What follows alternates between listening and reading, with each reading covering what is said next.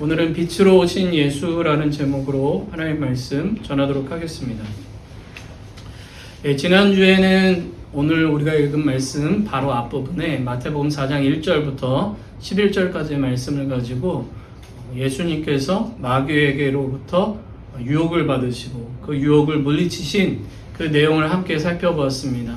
그것을 통해서 예수님께서는 우리가 이 땅을 살아갈 때 그 수많은 유혹 속에서 어떻게 살아가야 하는지 그 길을 우리에게 보여주셨어요. 길이라는 말은 다른 말로 하면 방법을 가르쳐 주셨다는 의미를 갖습니다. 예수님께서 세례 요한에게로부터 세례를 받으시고 성령에 이끌리셔서 광야로 가십니다. 광야에서 이제 40일 동안을 금식을 하셨는데요. 금식을 하고 나니 얼마나 배가 고프셨겠어요? 성경에는 이제 몹시 줄였다 이렇게 기록되어 있어요.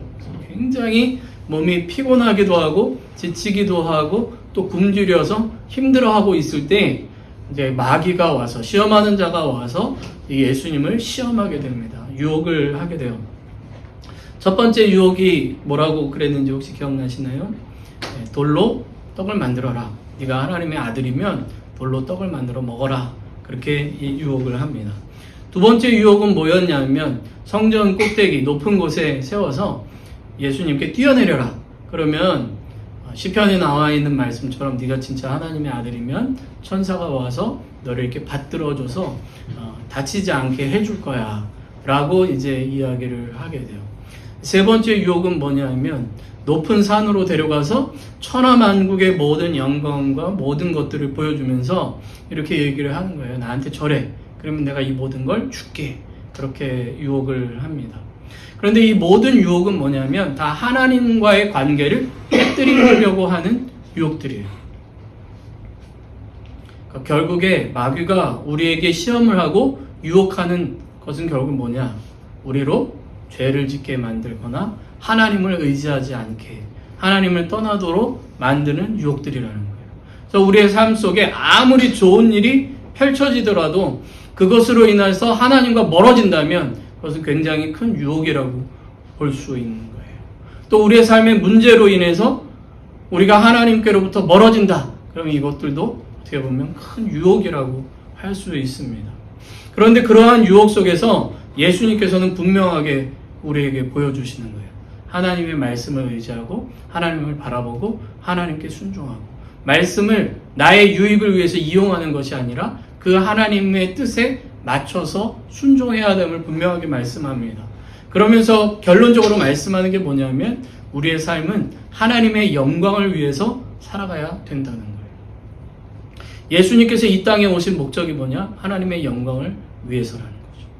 그래서 그 말씀을 따라서 하나님의 섭리를 쫓아서 예수님도 순종하시고 그 순종을 통해서 하나님을 드러내시는 것을 보게 됩니다. 그래서 그 웨스트민스터 소요리 문답이라고 있는데요. 거기 문답의 첫 번째가 뭐냐면 사람의 제일 되는 목적이 무엇입니까? 라는 질문이에요. 그것에 대한 답이 뭐냐면 사람의 제일 되는 목적은 하나님을 영화롭게 하는 것과 영원토록 그를 즐거워하는 것입니다. 라고 기록되어 있어요. 다른 말로 하면 우리의 삶의 가장 우선순위가 뭐냐? 하나님을 영화롭게 하는 것, 그리고 영원토록 그분을 즐거워하는 그 삶을 살아가는 것이 우리의 삶의 목적이고 삶의 모습이어야 한다라는 것을 이야기하고 있습니다. 그런데 이 말씀에서 여기서 끝나지 않아요. 마귀가 떠나가거든요. 그런데 마귀는 예수님을 완전히 떠나가지 않아요. 계속해서 예수님의 삶에 시험을 던지고 유혹을 합니다. 어디까지? 예수님이 십자가에 달릴 때까지. 그 십자가의 자리에서도 네가 하나님의 아들이라면 내려와서 증명해봐 라고 얘기하는 모습을 보일 정도로 마귀는 떠나지 않고 계속 유혹하거든요. 우리의 삶도 마찬가지예요. 어떻게 보면 우리가 관 속에 들어갈 때까지 마귀는 계속해서 우리를 유혹할 거예요. 하나님과의 관계에서 멀어지도록, 하나님을 온전히 따르지 못하도록 우리의 삶 속에 쉽게 말해서 내 마음대로 살며 내 뜻대로 살며 결국에는 나의 유익만을 위해서 살라고 끊임없이 유혹을 하게 될 것입니다. 그때마다 우리는 예수님을 생각해야 돼요. 예수님께서 보여주신 길이 무엇이었는가? 하나님의 말씀을 기억하고 그 말씀을 날마다 먹으며 내 삶의 양분으로 삼고 하나님의 영광을 위해서 살아가는 것, 그것이 하나님께서 우리에게, 예수님께서 우리에게 보여주신 삶의 길이었다 하는 것을 기억하실 수 있기를 바라요. 매일매일 아침에 깨시면 지난주에도 말씀드린 것처럼 기도하셔야 돼요. 성령 하나님, 오늘도 저를 도와주십시오. 하나님과 온전히 동행하는 삶을 살게 하시고 마귀의 유혹으로부터 이길 수 있도록, 시험에 빠지지 않도록 도와주십시오 라는 기도하셔야 됩니다. 가능하시면 우리가 지금 주기도문하고 사도신경 외우라고 말씀드렸는데 주기도문으로 아침에 기도하시면 그 주기도문 안에 다 이런 내용들이 담겨져 있어요. 우리는 하나님의 영광을 위해서 살아가고 우리의 하루에 필요한 모든 것들이 주님으로부터 채워진다는 것이 주기도문 안에 다 들어가 있습니다. 그래서 아침에 탁 일어나시면 주기도문을 탁 읽으시면서 오늘도 나를 도우십시오 라고 기도하신다면 좋을 것 같아요. 지지난주에 제가 주기도문 말씀드리면서 뭐라 말씀드렸냐면, 이거는 나의 기도가 아니라 주기도문은 우리의 기도라고 말씀드렸어요. 그 얘기는 뭐예요? 하나님, 나만 하나님의 영광을 위해서, 나만 시험에 빠지지 않고 나만 일용할 양식이 채워지는 게 아니라 나뿐만 아니라 우리가, 예수님 안에 있는 모든 사람들이 그렇게 되게 해주십시오라는 기도이기 때문에 여러분들이 기도할 때 나에게만 성령님께서 역사하시는 것이 아니라 우리 공동체 안에, 예수님을 믿는 사람들 안에 이 일들이 이루어짐을 여러분들이 기억하시면서 주기도문으로 기도하신다면 더 좋지 않을까라고 생각이 듭니다. 자, 이제 오늘 말씀으로 좀 들어가 보려고 하는데요. 오늘 본문에는 예수님께서 마귀에게 시험을 받으신 후에 어디에서 사셨나 하는 것이 기록되어 있어요. 어디에서 사신 게 왜 이렇게 중요한가 라고 생각할 수도 있지만 굉장히 중요합니다. 여기에서는 사셨다라는 것을 의미할 때 단순히 거기서 뭐 잠자고 일어나서 그냥 거주했다라는 의미가 아니죠. 예수님의 생애의 중심지였다. 예수님의 공생의 사역의 중심지가 가버나움이라는 곳이었다라는 것을 우리에게 보여주는데, 그렇다면 그 가버나움은 어떤 곳이었는가 하는 것을 우리에게 오늘 성경이 말씀하고 있습니다. 12절 말씀을 보시면 세례자 요한이 잡혔음을 들으시고 갈릴리로 가셨다라는 말씀이 기록되어 있습니다. 그러면 예수님께서 그전에는 갈릴리에 안 계셨다는 얘기인가? 예, 맞아요. 예수님께서 세례를 받으시고 유다 지역에, 유다 땅, 예루살렘을 중심으로 한 유다 지역에 예수님께서 계셨다라는 것을 이제 유추해 볼 수가 있습니다. 그리고 13절 말씀을 보면 예수님께서 갈릴리 지역 중에서도 나사렛에서 계시다가 가버나움으로 이사하셨다라는 것이 기록되어 있습니다. 우리가 잘 아는 것처럼 예수님이 어디에서 태어나셨죠? 베들레헴에서 나셨는데 어떻게 해요? 헤롯이 2살 이하의 아이를 죽인다고 하니까 애굽으로 피난 갔다가 나중에 부모님들이 다시 돌아왔다가 거기에 계속 있지 못하고 갈릴리 나사렛이라는 동네에 살게 되셨음을 마태복음은 기록하고 있습니다. 그러니까 예수님께서 본래 사셨던 곳은 나사렛이었어요. 공생의 전에.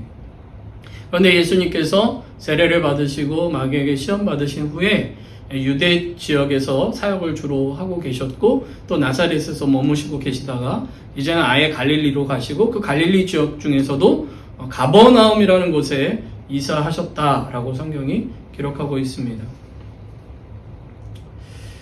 아까도 말씀드린 것처럼 예수님의 공생의 중심지, 본격적인 사역의 시작점이 바로 언제였는가, 시기를 가르쳐 주는데 그게 바로 세례 요한이 붙잡힌 이후였다.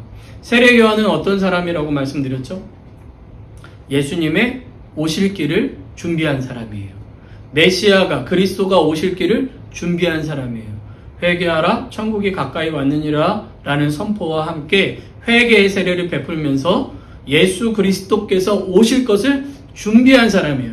그 준비가 이제 다 끝난 그 시점, 어떻게 보면 세례 요한의 사역의 그 종착점에 예수 그리스도의 구원의 사역이 본격적으로 시작됐다라는 것을 오늘 성경이 말씀하고 있는 거예요. 사실은 마태복음은요, 시간의 순서대로 기록되어 있지는 않아요. 우리가 어떤 역사를 볼 때 주로 이제 시간의 순서대로 보지 않습니까? 그런데 마태복음은 시간의 순서대로 딱딱딱딱 기록되어 있지 않아요. 그 얘기는 뭐냐면 필요에 의해서 편집이 좀 되어 있다는 거예요. 누가 일부러 인위적으로 편집했다는 게 아니라 우리에게 메시지를 중점적으로 가르쳐 주시기 위해서 성령님께서 이 성경을 기록하는 사람에게 지혜를 주셔서 그것을 기록하게 해 주셨다는 거예요. 그래서 우리가 이제 마태복음 4장이 끝나고 5장으로 넘어가면 산상수훈이라고 나오는데 그게 예수님의 설교 모음집이거든요. 어떻게 보면 5장부터 7장까지가. 근데 그게 원래 한 군데에 모여있는 말씀이 아니에요. 여러 군데, 여러 번 나눠서 예수님께서 말씀하신 것을 집중적으로 표현하기 위해서 기록된 말씀이에요. 어쨌든 예수님께서 이제 세례 요한의 붙잡힘 이후에 본격적인 이 천국에 대한 하나님 나라에 대한 메시지를 선포하시면서 사역을 하셨다라는 것을 성경은 우리에게 표현하고 있습니다.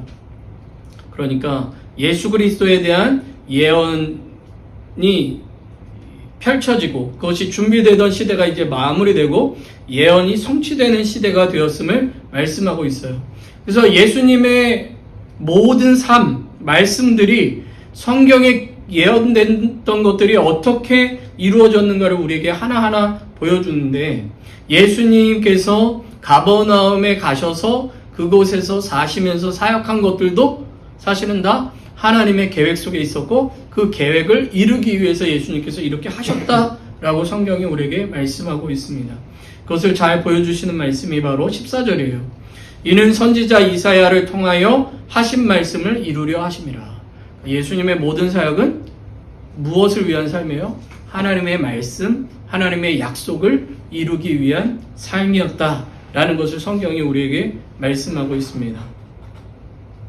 그러니까 마태복음을 기록한 사람은 예수 그리스도의 사역의 시작, 사역의 장소를 기록하면서 하나님께서 약속하신 것이 예수님을 통해서 이루어졌다라는 것을 우리에게 말씀하고 있다는 거죠. 예수님은 누구시냐? 하나님의 구원의 약속을 이루시기 위해서 이 땅에 오신 분이다 라는 것을 우리에게 말씀하고 있는 거죠. 자, 그렇다면 예수님께서 사신 곳, 사역의 중심지는 어떤 곳이었는가? 그것을 본문 15절, 16절에 이제 설명하고 있어요. 우리 오늘 본문 15절, 16절 같이 한번 읽어보겠습니다. 시작. 스불론 땅과 납달리 땅과 요단강 저편 해변길과 이방의 갈릴리여 흑암에 앉은 백성이 큰 빛을 보았고 사망의 땅과 그늘에 앉은 자들에게 빛이 비치었도다. 아멘. 네. 거기 보면 이제 스불론 땅과 납달리 땅, 요단강 저편 해변길과 이방의 갈릴리라고 표현을 해요. 그런데 그곳에 사는 사람들은 지금 어떤 상태예요? 16절에 흑암에 앉아있는 상태. 사망의 땅에 살고 있고 그늘에 앉은 상태였다는 거예요. 그러니까 가버나움, 갈릴리라는 곳에 사는 사람들의 실제적인 모습은 어떻다고요? 흑암에 앉은 사람들, 사망의 땅에 사는 사람들, 그늘에 앉은 사람들이라는 거예요.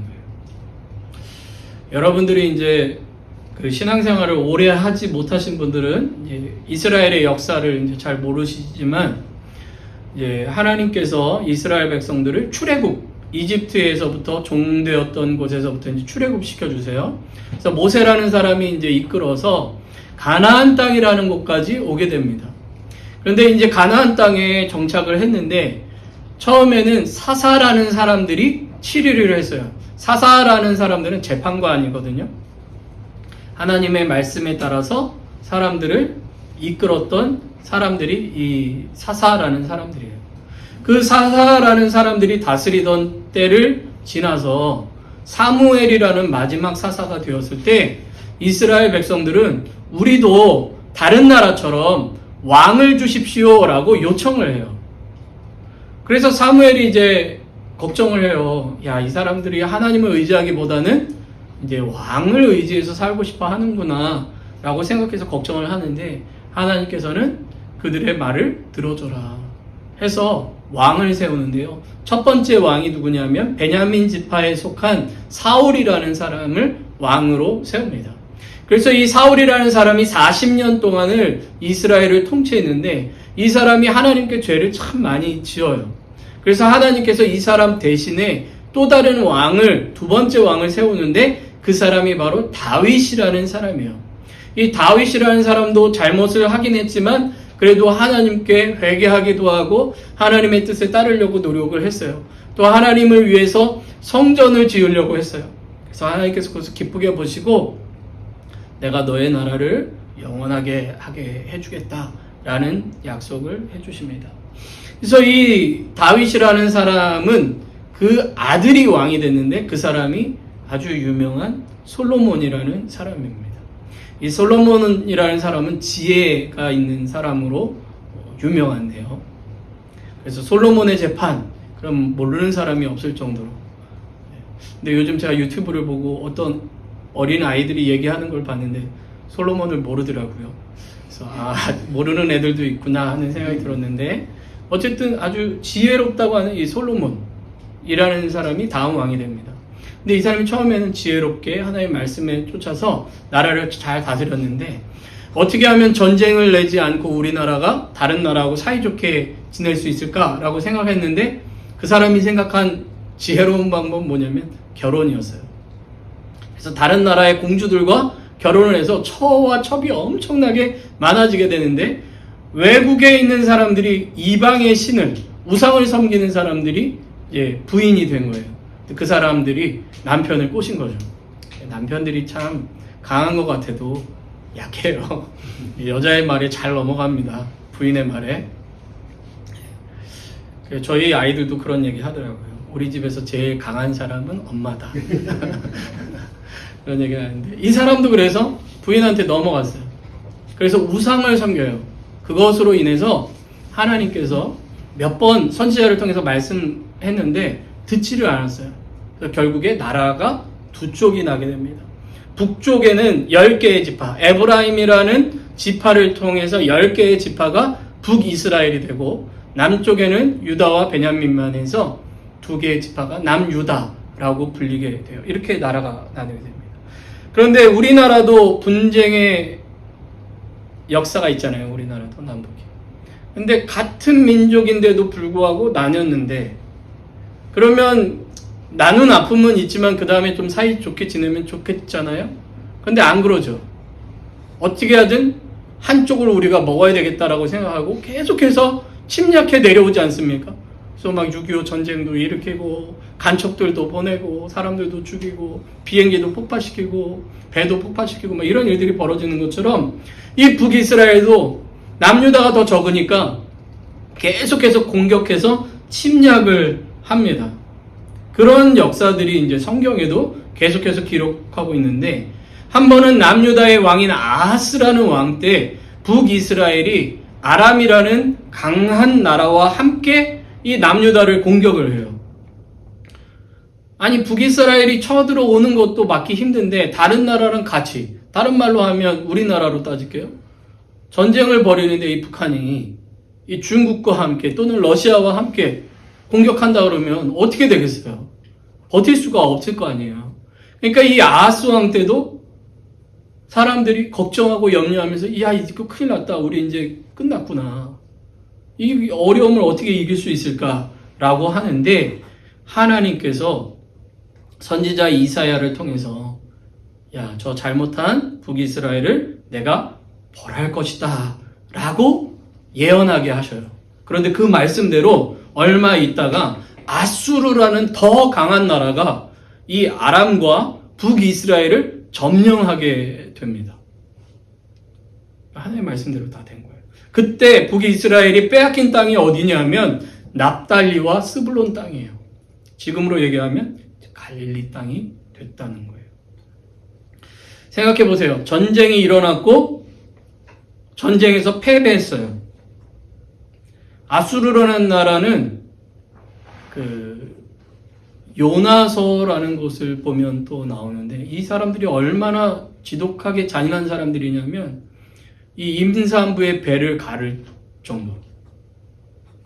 그러니까 사람을 죽이는데 그냥 죽이는 게 아니라 임산부의 배를 갈라 죽일 정도로 잔인한 사람들이에요. 그러니까 그런 사람들한테 패배한 지역이에요. 그러면 얼마만큼 그곳에 사는 사람들이 괴롭고 힘들었겠어요. 납달론과 스불론에 있던 사람들이. 나라는 망했죠. 다른 나라가 점령해버렸죠. 그곳에서 살아가는 고통과 아픔과 힘듦은 아마 저같이 전쟁을 모르는 세대는 모를 거예요. 그런데 전쟁을 경험했던 세대, 그리고 전쟁이 끝나자마자를 경험했던 우리 어르신들은 아마 느끼실 수 있을 거예요. 컴패션이라는 혹시 단체 아세요? 이 컴패션이라는 구제하는 단체가 있어요.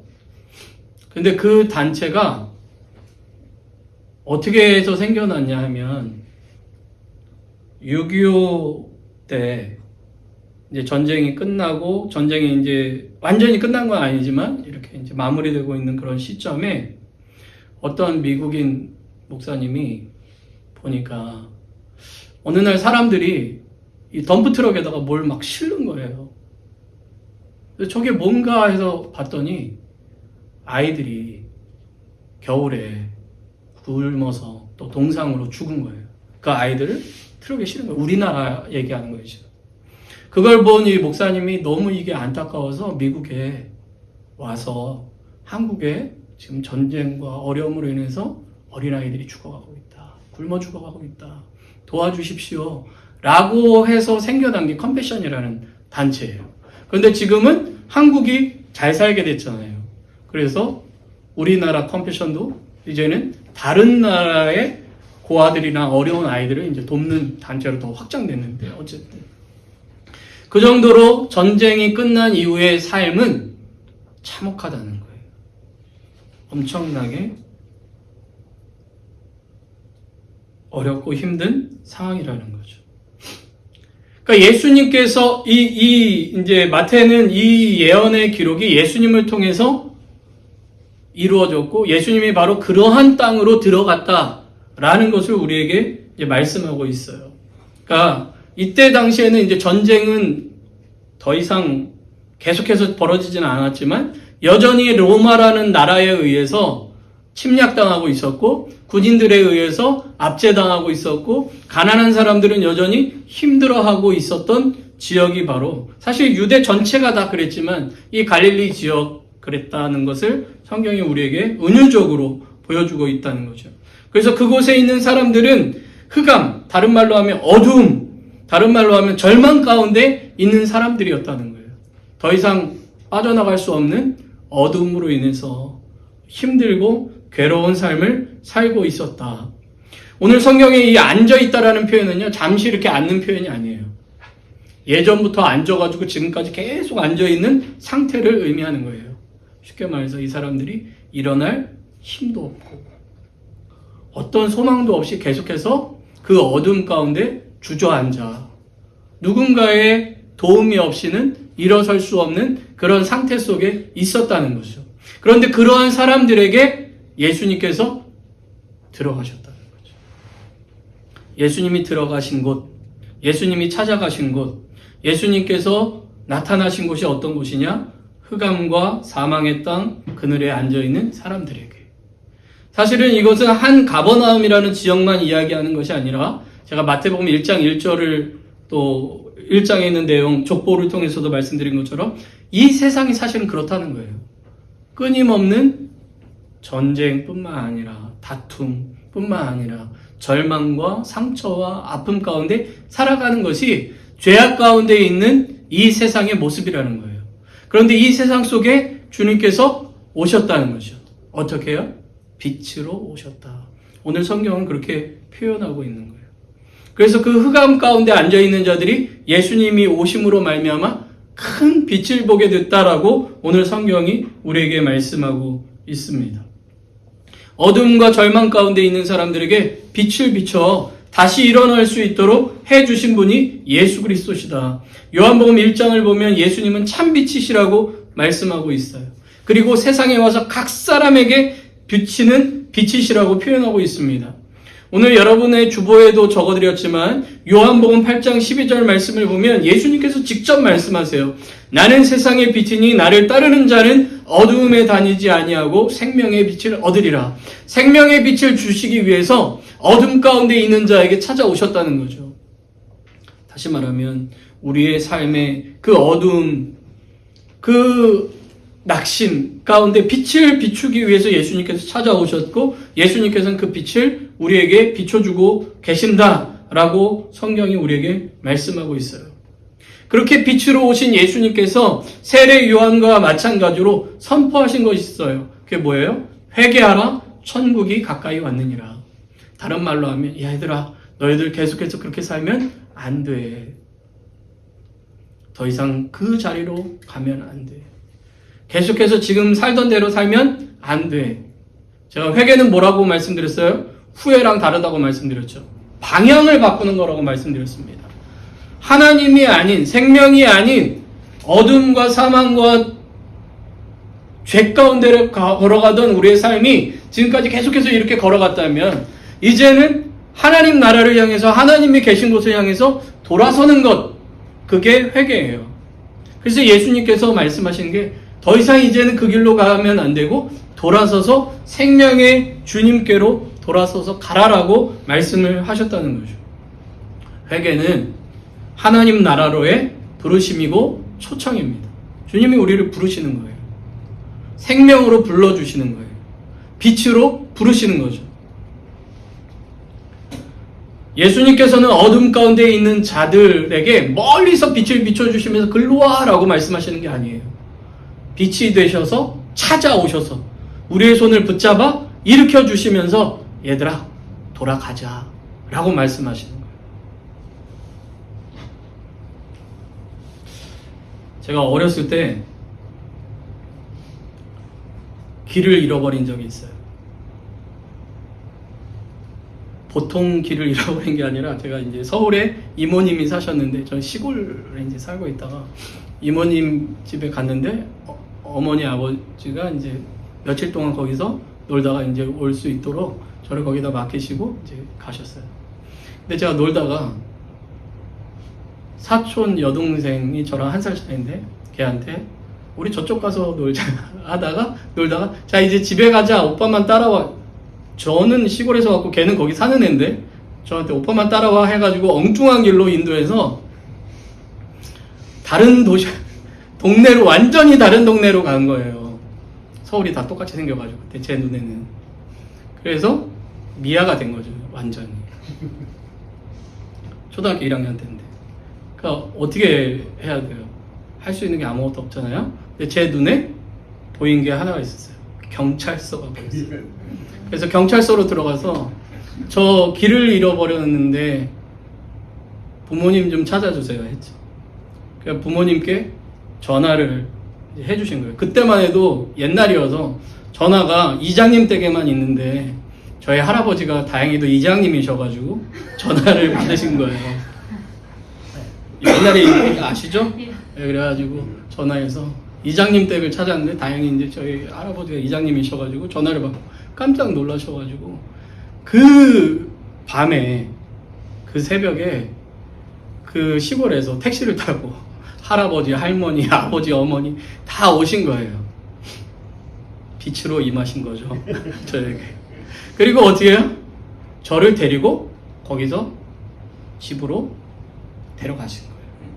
예수님께서 우리에게 찾아오신 게 단순히 멀리서 우리를 부르신 게 아니라 완전히 잃어버린 우리의 삶 속에 찾아오셔서 우리의 손을 붙잡고 다시 집에 가자 라고 말씀하시는 게 회개하라 천국이 가까이 왔느니라 라는 말씀이에요. 그렇게 우리에게 찾아오신 거예요. 완전히 길을 잃어버려서 어디로 가야 할지 모르는 그 울고만 있는 그 어린아이와 같은 그런 우리의 삶 속에 주님 찾아오셔서 우리에게 빛을 비춰주시면서 더 이상 여기서 울고 있지 말고 주저앉아 있지 말고 이제 다시 집으로 가자 라고 말씀하시면서 우리를 불러주시는 것이 바로 회개하라 천국이 가까이 왔느니라 라는 말씀이라는 거죠. 그래서 베드로전서 2장을 보면 제가 오늘 여러분에게 적어드렸죠. 베드로전서 2장 9절부터 10절 우리 같이 한번 읽어보겠습니다. 시작. 그러나 너희는 택하신 족속이요 왕같은 제사장들이요 거룩한 나라요 그의 소유가 된 백성이니 이는 너희를 어두운 데서 불러내어 그의 기이한 빛에 들어가게 하신 이의 아름다운 덕을 선포하게 하려 하심이라. 너희가 전에는 백성이 아니더니 이제는 하나님의 백성이요 전에는 긍휼을 얻지 못하였더니 이제는 긍휼을 얻은 자니라. 아멘. 어둠 가운데 있는 자들에게 찾아오셔서 주님께서 빛으로 들어가게 하셨다는 거예요. 그래서 우리를 뭐로 만드셨다고요? 택하신 족속, 왕같은 제사장, 거룩한 나라, 소유된 백성을 삼아주셨다는 거죠. 예수 그리스도께서 우리를 구원하셨다는 것은 그분이 내 삶 속에 들어오셨다는 것이고 나의 삶을 붙드셨다는 것이고 나의 삶을 이끌어 주셨다는 것을 말씀하고 있는 것이죠. 오늘 성경은 우리에게 분명하게 말씀하고 있어요. 우리가 예수님을 믿게 된 것은 예수님께서 우리를 찾아오셔서 우리의 영혼에 빛을 비춰주셨기 때문이다. 예수님은 빛으로 오셨다. 그 얘기는 뭐죠? 우리의 삶에 앞으로도 여러 가지 어둠과 절망이 있을 수 있잖아요. 괴로움이 있을 수 있잖아요. 그러한 삶 속에 주님은 계속해서 우리에게 빛을 비춰주실 것이고 우리의 삶에 찾아와 빛이 되어주실 것이고 우리의 삶을 이끌어 주실 것이라는 약속이 담겨 있습니다. 다른 말로 하면 한 가지 더 추가를 하면, 이 다른 말이 아니라 한 가지를 더 추가하면 주님께서 우리의 삶 속에 그렇게 찾아와 빛을 비춰주신 것처럼 주님께서는 아직도 그 빛 가운데 나아가지 못하는 자들이 있음을 우리에게 말씀하고 계세요. 그리고 그들에게 우리에게 빛을 비춰주신 분을 선포하라고, 선전하라고 말씀하고 있습니다. 여러분 주변에 아직 예수님을 믿지 못하는 분들, 예수님을 모르는 분들, 절망 가운데 있는 분들에게 우리가 전해야 될 분이 누구라는 거예요? 빛이신 예수님. 그리고 우리가 기도할 때 어떻게 기도해야 돼요? 빛이신 주님, 내 주변에, 내 옆에, 지금 나와 함께하는 사람들 중에 어둠 가운데 있는 사람이 있습니다. 그 사람에게 빛을 비춰주세요. 주님이 찾아오셔서 그 사람의 영혼에 빛을 비춰주셔서 그 어둠 가운데 일어나 빛 가운데 살아갈 수 있도록 은혜 베풀어 주세요. 라고 기도해야 되는 거예요, 우리는. 그게 우리에게 맡겨주신 제자로서의 삶임을 성경은 우리에게 말씀하고 있습니다. 오늘 성경 말씀 이제 마무리하려고 합니다. 주님은 어두운 가운데 찾아오신 빛이세요. 그 주님께서 우리를 구원하셨고 우리를 통해서 그 빛을 전파하기를 원하십니다. 빛 대신 주님을 온전히 믿고 신뢰하며 또 전할 수 있는 저와 여러분의 삶이 되기를 주님의 이름으로 축복합니다.